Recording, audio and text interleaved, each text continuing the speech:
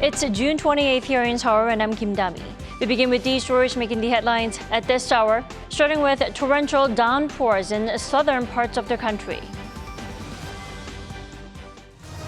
Heavy rain drenched Gwangju and Jeollanam-do province, leaving a woman in her 60s missing. The South Korean government has activated a level 2 emergency response. Starting today, South Koreans become at least 1 or even 2 years younger, with the scrapping of the country's traditional age system in which you become 1 as soon as you're born. The Belarusian president has confirmed the chief of the Wagner group is in Belarus and says he and some of his troops are welcome to stay for the time being at their own expense. The southern parts of South Korea were under torrential downpours overnight. The Central Disaster and Safety Countermeasure Headquarters has now activated a level 2 response. Choi Soo-hyung reports. On Tuesday, heavy rain exceeding 200 millimeters an hour fell in southern regions of South Korea, leading to flooding. In Gwangju, there was rainfall of 240 millimeters an hour, and the city saw the most damage from flooding, while Namhae, Gyeongsangnam-do province, saw 260 millimeters per hour of rain. In Hanpyeong, Jeollanam-do province, a woman in her 60s was reported missing on Tuesday night. The fire service is currently searching for her around the river area. To prevent any loss of life on Wednesday morning, the fire agency activated a central emergency rescue control team. The team is a task force created to coordinate emergency rescue systems. It urged residents living in areas prone to flooding or landslides such as coastal areas, rivers and valleys to evacuate promptly and prioritize their safety. Choi Soo-hyung, Arirang News. Starting today, all South Koreans become younger, at least 1 year or even 2 years for some people, with the country now adopting the global standard age system. Our Kim Jung-sil reports. In South Korea, it is often customary to ask someone their age even if you're meeting them for the first time. And if the other person is older, you suddenly treat them with more respect. Just minutes into the conversation, a hierarchy has set in. There's something called the 3 fundamental bonds and 5 constant virtues in Confucianism. And this has led South Korea to have a culture that differentiates people by age and respects someone if they're older. And the peculiar one-of-a-kind Korean age system added more confusion to a society that already heavily cared about a person's age. So here's how the system used to work. When you're born, you're already 1 year old because the amount of time you spent in your mother's womb counts. You age another year in the new year. One extreme example is when someone is born on New Year's Eve. Just a day after being born, she or he is already 2 years old in the South Korean age system. Another common issue took place when someone traveled overseas for study or work. For instance, a South Korean person could say they were 18 years old when in reality they were 16 in that country. In some cases, they could face legal liabilities for saying they were an adult when in fact they were actually minors. An official at the Ministry of Government Legislation told Arirang News why the government decided to make the change starting June 28th. There were people who complained about confusion when communicating with foreigners. By using the global standard age system, South Korea has taken a step closer towards better communicating as a global citizen. The director also said the new age system could help abolish some old habits of having to obey someone who is older than you. In a classroom, there could be students that have age differences of up to 2 years. But they probably won't care too much about ages because they are in the same grade and become friends, which would help slowly abolish the hierarchy culture. The ministry added when people get used to the system, it will benefit society in the future by removing unnecessary confusion. Kim Jung-sil, Arirang News. Japan has apparently begun final stage preparations for releasing Fukushima wastewater. On Tuesday, the plant's operator, the Tokyo Electric Power Company, completed a test operation of the underwater tunnel through which the treated and diluted water will flow into the ocean for the next 30 years. Starting today, the country's Nuclear Regulation Authority will examine the pumping operation. And the International Atomic Energy Agency is expected to release its final reports on the safety of the wastewater on July 4th. Now, IAEA consent is largely deemed the last hurdle for Japan before the discharge can begin. South Korea is now back on Japan's list of preferred trading partners, 4 years after its removal and also 2 months after Seoul did the same for Tokyo back in April. Shin Ha-young has the details. It's taken about 4 years for the trade dispute between South Korea and Japan to be resolved. According to Seoul's Ministry of Trade, Industry and Energy, the country will be back on Tokyo's whitelist of trading partners for the first time since 2019. On Tuesday, the Japanese Trade Ministry decided to reinstate South Korea as a Group A or whitelist nation, which will take effect starting July 21st, giving Seoul benefits from simplified export procedures. Back in July 2019, Japan placed export restrictions on 3 critical industrial materials used by South Korean companies to manufacture chips and displays following a ruling in South Korea regarding reparations for wartime forced labor victims. It also removed Seoul from its whitelist, triggering a strong backlash. In response, South Korea filed a complaint to the WTO alleging discriminatory actions contrary to the world body's rules. The latest decision comes amid a move to improve bilateral economic relations. Following a summit between South Korea and Japan in March, Tokyo lifted export restrictions, prompting Seoul to respond by dropping its WTO complaint and placing Japan back on its whitelist. After Tokyo's decision on Seoul's trade status, procedural convenience is expected to be enhanced for Japanese companies exporting strategic items to South Korea. Group A countries are also immune from a catch-all regulation, a screening system for exports of parts and materials that could be used for military purposes.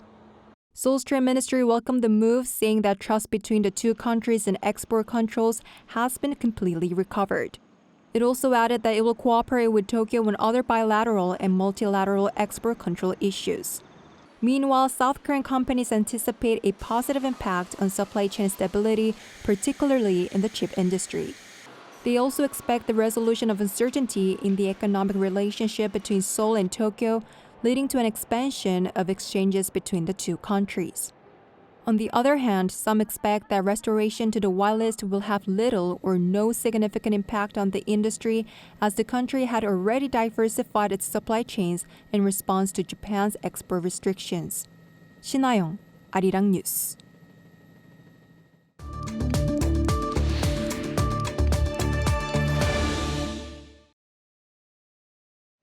As we heard from our Kim Jong-sil earlier, starting today, people in South Korea can consider themselves a year or maybe even 2 years younger. Now, babies born from today won't immediately turn 1 until it's their birthday. For more, we have Professor Chansa with us this morning. Good morning. Good morning. Thank you for having me. Thanks for joining us.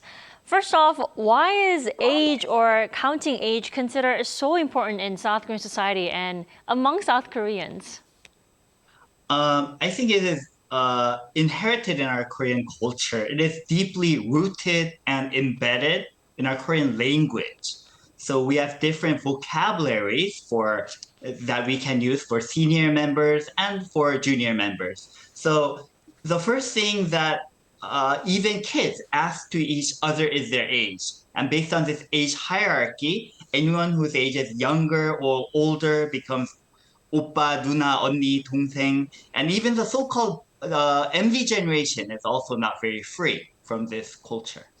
Right, the age hierarchy has been deeply embedded and, like you said, rooted in the Korean culture for ages. That's why we are so almost obsessed with asking age when we meet people for the first time, right? Yeah, correct. Then what confusion or maybe complicated situation can arise from using a unique method of age calculation then? On one hand, I think the new way of counting age is quite straightforward. It is actually a global standard. So, once you are born, you become 0. 1 year past, you become 1. So there would not be anyone who become 2 years old just 1 or 2 months later after they are born. But on the other hand, there may be some confusion in the short term in places where Korean age system has long been used. So at schools, for example, kids are allowed to be enrolled based on their Korean age. So there may be some confusion in the short term, but still, I don't think that this will bring a lot of trouble since there are always some time lag in adapting to a new culture. Right, the international use of counting the age is pretty simple and straightforward, like you said. You don't turn or you don't become a year older until it's your birthday, right? Yeah, I think so. Then let's talk about the so-called new counting system for us. What positive effect or social impact can we expect from the system? I mean, other than the fact that we're all getting younger. Yeah, by the way, congratulations for becoming 1 year younger. For me, it's actually 2 years. 2 years, so big congratulations. Other than the fact that we feel better, I don't think that the existing age hierarchy would easily fade away though. The authoritarian culture based on age difference would not change dramatically by simply changing the way we count our ages. What we need to become a more democratic society or a more egalitarian society, I think, is to not ask about others' age, just trying to show respect to others regardless of their age or other social background, rather than finding a coherent rule of counting age. Right, because age is just a number, right? Yeah. It's just a different tool to count how many years have passed since we were born. Right. Then how well do you think people in South Korea will adapt to the change? I mean, how smooth will the transition be? I personally think that Koreans are very quick, actually, in following the mainstream. Once you think this is mainstream, they are very good at adapting that. So they rarely try to stick with their old habits. So I think that the transition will not be very bumpy. It will be actually smooth once the new systems start to be accepted as a mainstream. What would not be very smooth would be to change age hierarchy and discrimination based on age, rather than changing the way we count age. Right, because already for me, it hasn't been even half a day since the new aging counting system has been adopted. I don't feel awkward saying I'm 2 years younger. Yeah, correct. All right, thank you so much for your insight this morning. We appreciate it. Thank you very much for having me.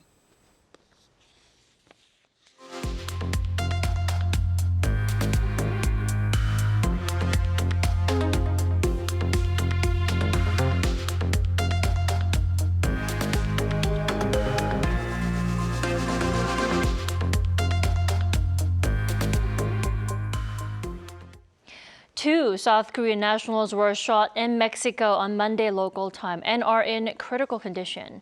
According to an official from South Korea's foreign ministry, the two victims in their 30s were brought to a local hospital after the shooting in Toluca, 40 kilometers west of Mexico City. The two were on a business trip to Mexico and were reportedly attacked as they were leaving a bank. Seoul's foreign ministry has asked local police for a thorough investigation in order to capture the culprits. Belarusian leader Lukashenko has confirmed Wagner Group chief Prigozhin is now in Belarus after a short-lived insurrection against Russia. Now, Lukashenko says the troops are welcome to stay in his country. Lee Seung-ja has more. According to Belarusian President Alexander Lukashenko, Wagner chief Yevgeny Prigozhin arrived in Belarus after leading a brief mutiny against Russia. A private jet owned by Prigozhin was reportedly seen landing in Minsk on Tuesday morning, with aircraft tracking site Flight Radar 24 confirming that the aircraft had landed in Belarus. The news comes after the Wagner chief was exiled as part of a three-party deal between Russia, Wagner, and Belarus. The Belarusian leader also added that he convinced Russian President Vladimir Putin not to destroy the Wagner group and its chief. Meanwhile, Moscow announced Tuesday that it had closed its criminal investigation into the armed rebellion led by Prigozhin, with no charges to be handed to any of the participants of the weekend insurrection. According to the Federal Security Service, its investigation found that those involved in the incident ceased activities directed at committing the crime. Despite President Putin branding those involved as traitors, the Kremlin promised not to prosecute Prigozhin and others after the mutiny ended on Saturday. In Russia, anyone found guilty of mounting an armed mutiny faces a sentence of up to 20 years in prison. With the possibility that the Wagner mercenary group could regroup in Belarus, nearby countries like Estonia, Latvia, and Lithuania, which are close to the Ukrainian-Belarus border, as well as Poland, seem to have no choice but to pay close attention to any movements by Wagner. While Belarus has made it clear that it has no intention of participating in the war in Ukraine, watchers say it's difficult to predict how the situation will change now with Wagner and its chief in the country. Lee Seung-jae, Arirang News. Following the successful third launch of South Korea's homegrown Nuri rocket, another leading giant science project in the country is the construction of an ion beam that can travel at 1/5 the speed of light. Our Lee In-jin tells us more about the RAON project. There are some 124 steel tunnels that run across roughly 100 meters.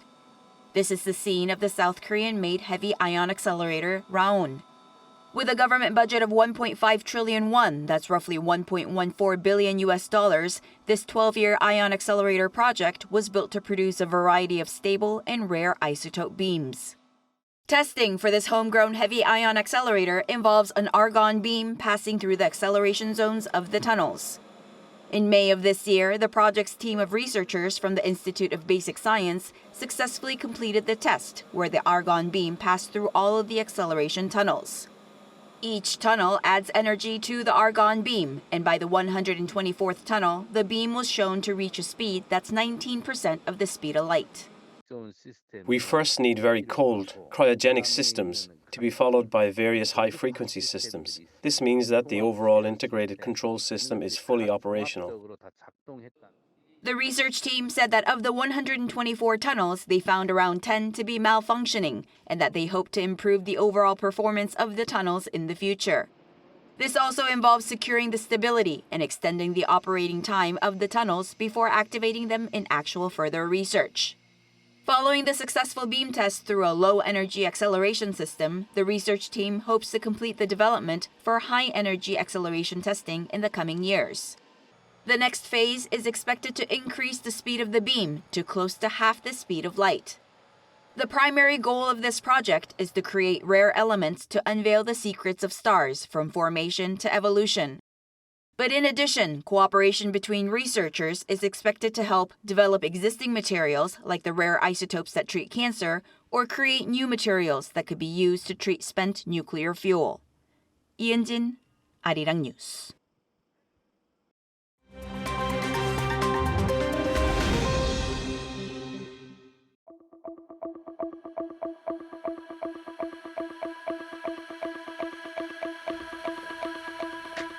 Good morning, I'm Matthew Ashley, and we now turn over to stories from around the world.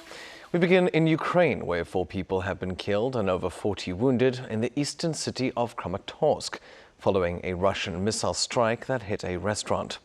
Now, eyewitnesses say the restaurant was struck while it was holding an event for 45 people. Nearby apartment buildings, cars, and a post office were also damaged in the attack.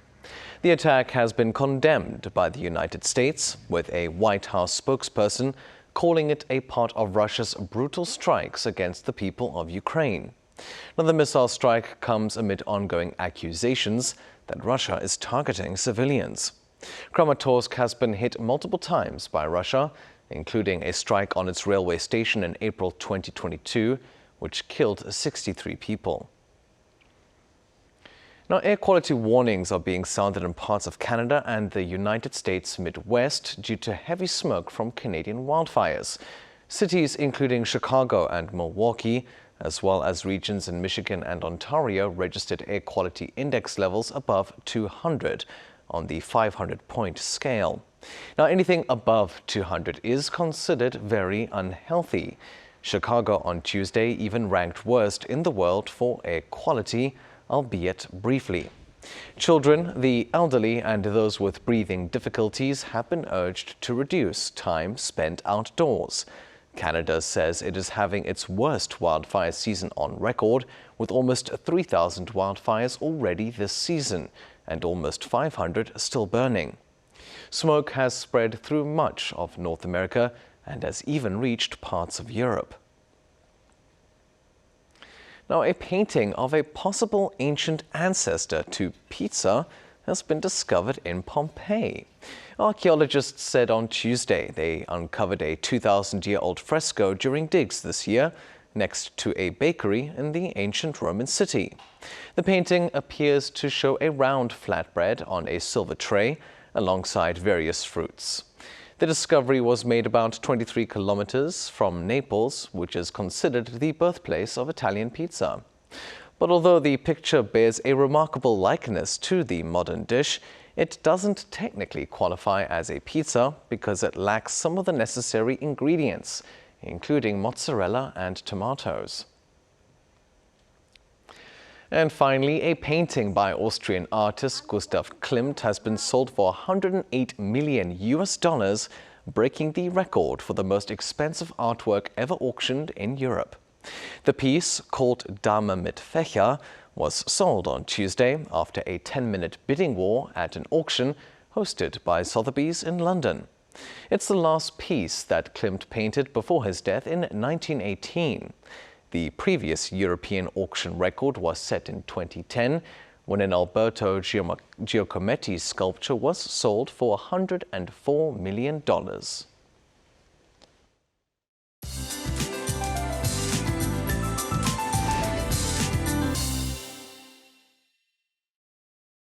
Good morning. A monsoonal front is dropping heavy rain on certain parts of the country. In fact, a rain of 30 to 60 millimeters an hour is pounding down on Jeollado and coastlines along Gyeongsang-Namdo province. In fact, Gwangju received 270 millimeters of rainfall so far since yesterday. In Jeollado provinces could see more than 100 millimeters, while the rest of the south could see 30 to 80 millimeters of showers. Rain will taper off in southern regions this morning, but Jeju is forecast to see more rain into this afternoon. The rest of the country will see passing rain in the afternoon. For now, heavy rain alerts are issued for Jeolla-Namdo and west of Jeolla-Pukto province, while a heat advisory is in place for parts of Gyeongsang-do and Daegu, with high temperatures approaching 33 degrees Celsius, and feels like temperatures could be higher with the high humidity. Seoul tops out at 28 degrees, and Daegu and Gyeongju will see highs of 32 degrees Celsius this afternoon, and there is a very good chance that more regions will have a tropical night tonight. That's Korea for you, and here's a look at the international weather conditions.